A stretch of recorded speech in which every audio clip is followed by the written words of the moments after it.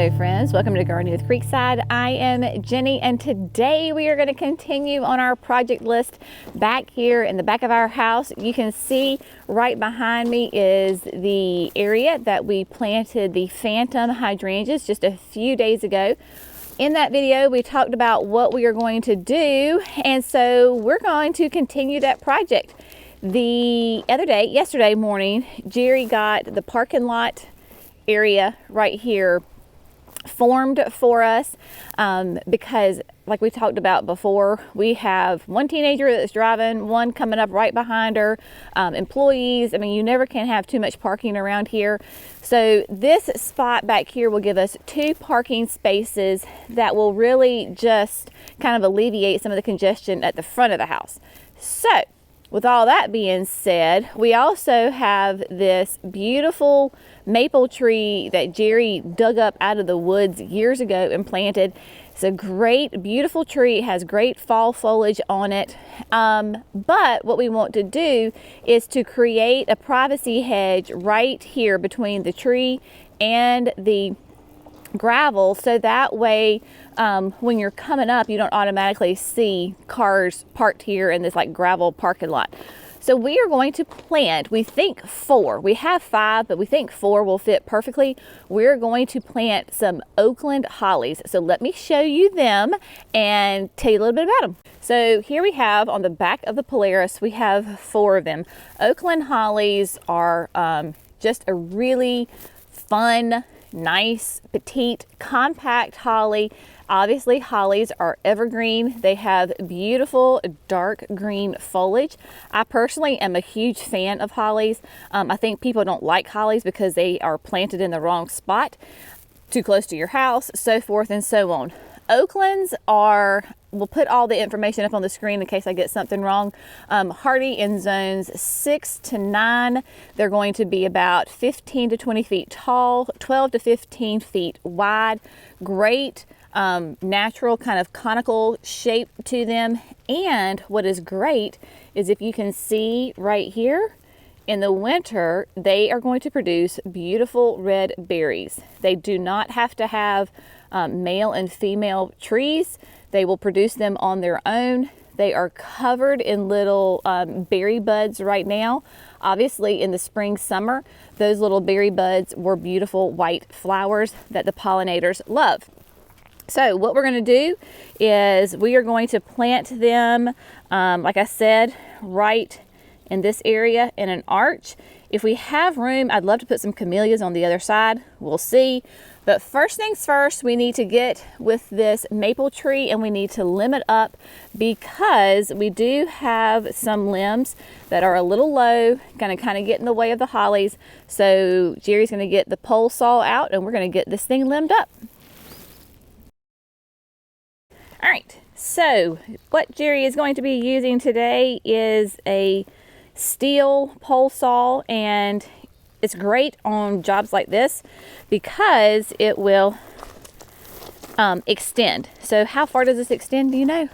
I don't know, 20 something feet. Maybe. Yeah, so it can extend really high. So basically it's literally a small chainsaw on a pole. So when you're limbing up trees and you don't want to be holding a chainsaw above your head while limbing something up, then this is a great option. All right, love, go for it.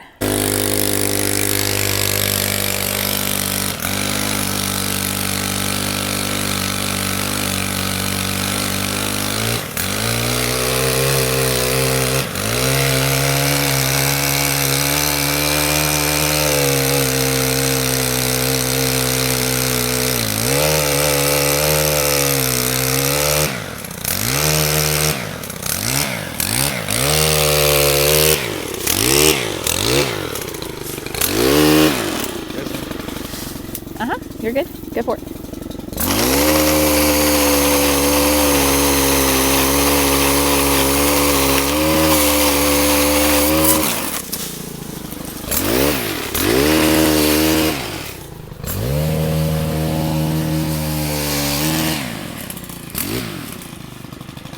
And then on this side.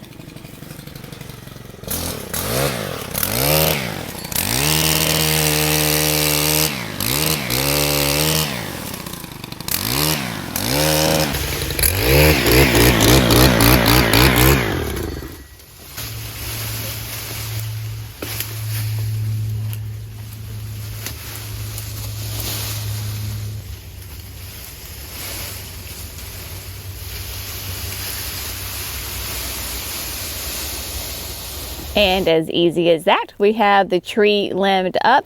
I always say you can always take more limbs off. You can't add them back. It's like a haircut.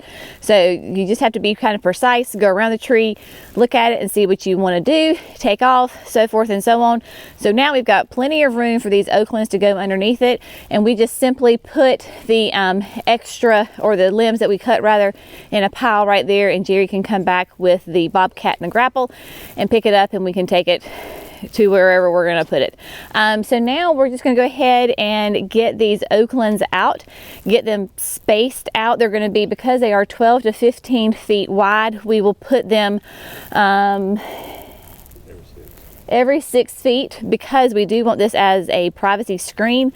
So we're going to plant them relatively close together, right? So that they will grow up to be a hedge. So we're going to get them out of the Polaris and get them placed.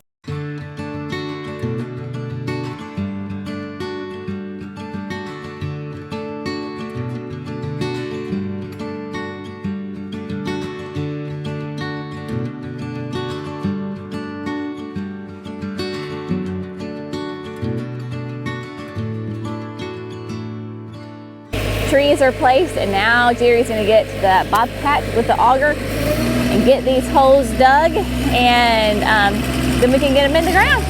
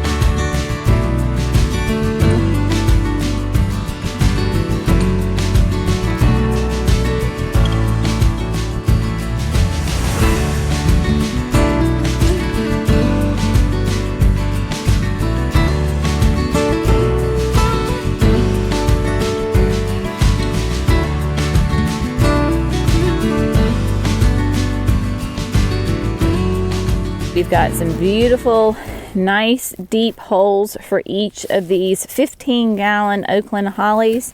Nice and deep. Of course, we, as always, deal with our red clay. So we are going to plant these hollies still a little bit higher, so that their root balls will be sticking out about 1 or 2 inches above the soil. This is on a slope, so we'll be working with that. And of course, each hole will receive a dose of our good old Biotone starter fertilizer. We always use that when we are planting perennials, trees, and shrubs. So we are going to get these beauties in the ground, just popping them out of their cans with Biotone in the hole. And Jerry's trying to steal the shot right here. He's trying to fix the gravel right there. All right, so what we're gonna do is get these guys plopped into the hole with their Biotone, and then we will take it from there.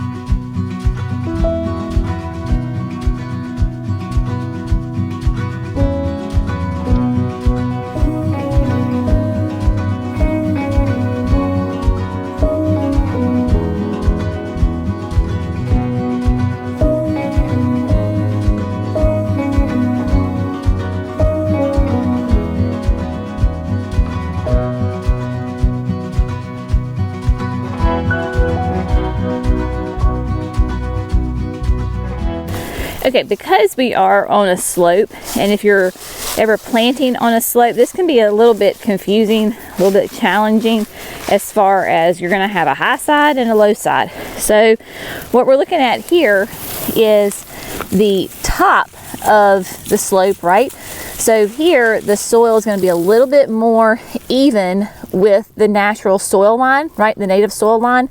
It's going to be right there. But then we're going to get this, hang on, that's that daggone morning glory vine. Get that out of there. All right. So this is going to be a little bit more, quote, even, as opposed to on the side of the slope that is going down, right? So this is going to come up and we're going to bring in, put the native soil all the way back up, and you're going to have to bring some of that native soil and build up right here on the root ball. And whenever you're doing your plants, you want to make sure that you don't have any air pockets, right? So that your soil goes all the way into your hole and that there's no little pockets. So back here it's nice and even, and then we kind of bring this guy, the soil around. Now we're going to have extra soil left over because we just drilled a hole for a 15-gallon. So what you do is just take your native soil and just kind of redistribute it back in the bed, and there you go. But you see this side's still up just a little bit, so it drains. Water's not going to collect and sit on our root ball. We don't want that. That's how you're going to drown your plants. So get them up a little bit. When you have clay soil, that's an imperative piece of planting your plants. Plant them a little high so that the water can drain. Yeah. So now we're going to throw one bag of land and seed around them just for good measure, and then we'll get the mulch out.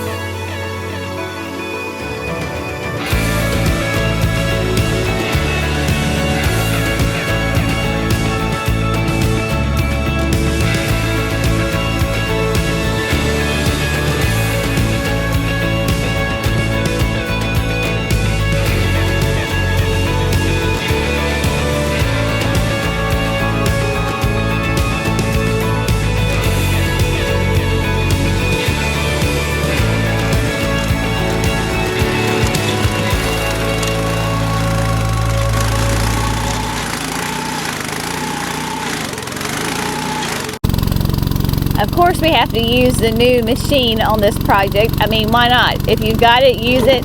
So Jerry's going to go through with the edger, create a nice hard line between the bed for the Oaklands and the, what we'll have is just the rest of the gravel mulch grass area. Stuff's great. Love it.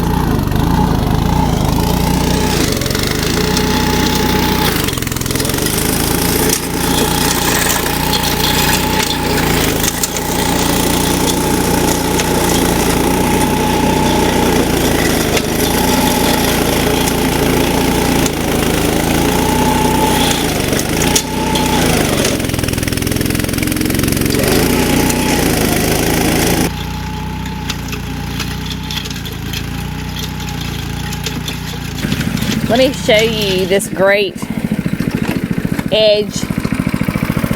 Woo! There he goes. Let me show you this great edge that this machine does. So it creates this great trench that goes all the way through, and then what we'll do is we will take the soil, the soil that's right here, and push it back into the bed. Just get a rake, and so just kind of divide everything up. Have a nice hard edge on the bed. Now again, y'all, this is our, less attractive spot of the garden, but we are working on that to remedy all of that. So if you see the junk, just ignore it, right? We all have those places in our garden. I'm just happy to show you this on video.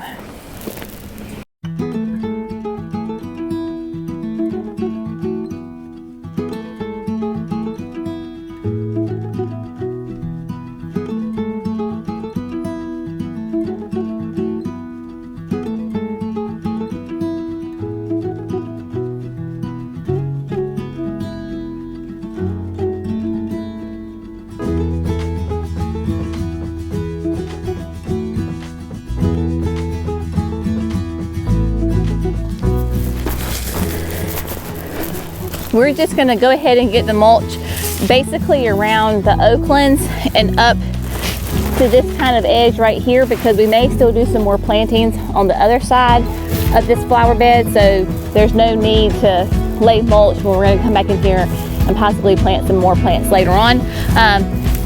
So get these guys in nice thick layer of mulch and the project will be complete.